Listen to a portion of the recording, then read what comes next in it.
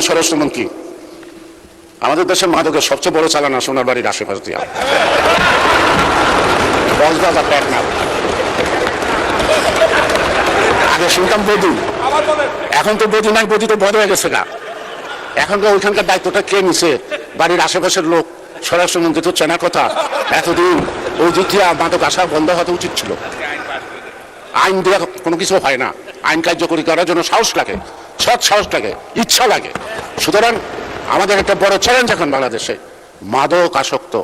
এই আমার এলাকায় মানে ঢাকা 3 একটা হসপিটালের সাইনবোর্ড লেখা আছে, আমাদের মাননীয় সাবেক মন্ত্রী মোশাররফ ভাই তার নাম লেখা আছে, এখানে উদ্বোধন করছেন এবং আমানুল্লাহ আমান সাহেব উপস্থিত ছিলেন। একটা স্টোন আছে, 10 শয্যা বিশিষ্ট একটা হসপিটাল, পুরা মাদকে আক্রান্ত, মানে রোগীও নাই, ডাক্তারও নাই, দারোয়ান নাই, মাঝে মাঝে চিন্তা।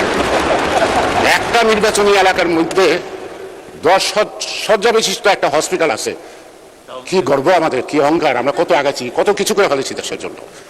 যেখানে আদমশুমারি অনুযায়ী লোক সংখ্যা হলো 6 লক্ষ 6.5 লক্ষ, কিন্তু বেসরকারিভাবে 15 লক্ষ লোকের উপরে বসবাস একটি আসনে ঢাকা 3-এ।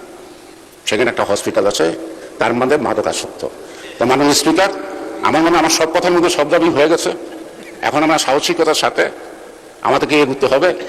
দেশ স্বাধীন করতে যখন বিরোধিতার মধ্যে পড়ছিলাম, আপনিও পড়ছিলেন, সকল বিরোধিতাকে কাটিয়ে যখন দেশটা স্বাধীন করতে পারছি, আজকে বহুদিন পরে এই অর্জিত গণতান্ত্রিক সরকার এবং গণতান্ত্রিক এই পার্লামেন্ট আমার মনে হয় সকল বাধা বিপত্তিকে অতিক্রম করে মোকাবেলা করে আমরা আমাদের লক্ষ্যে পৌঁছতে সক্ষম।